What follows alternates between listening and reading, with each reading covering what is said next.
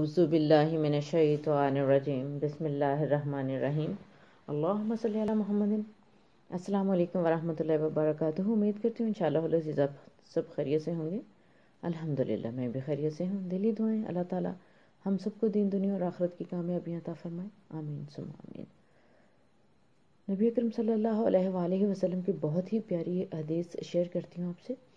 حضرت ابو ہریرہ رضی اللہ عنہ نے روایت کیا ہے کہ نبی اکرم صلی اللہ علیہ وآلہ وسلم نے فرمایا، ایک آدمی اپنے ایک بھائی سے ملنے کے لیے ایک دوسرے گاؤں میں گیا تو اللہ تعالیٰ نے اس کے راستے میں ایک فرشتے کو اس کے انتظار کے لیے بھیج دیا۔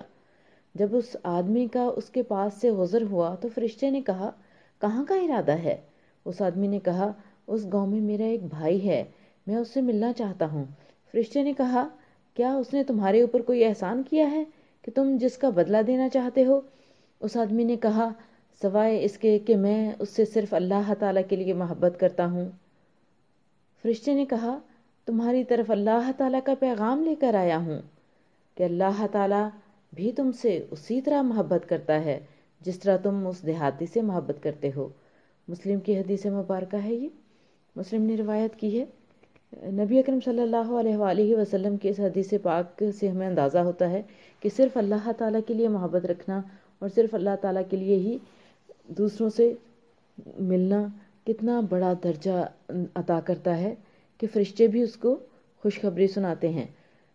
رسول اللہ صلی اللہ علیہ وآلہ وسلم نے فرمایا، جس نے اللہ تعالیٰ کے لیے محبت کی اور اللہ تعالیٰ کے لیے دشمنی رکھی، اللہ تعالیٰ کے لیے دیا اور اللہ تعالیٰ کے لیے روک لیا، اس نے اپنے ایمان کو مکمل کر لیا۔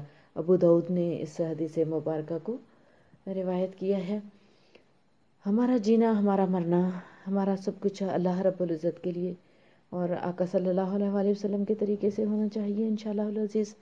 اللہ تعالی ہم سب کو دین دنیا اور آخرت کی سمجھ بوجھ عطا فرمائے۔ اجازت چاہوں گی، اللہ حافظ۔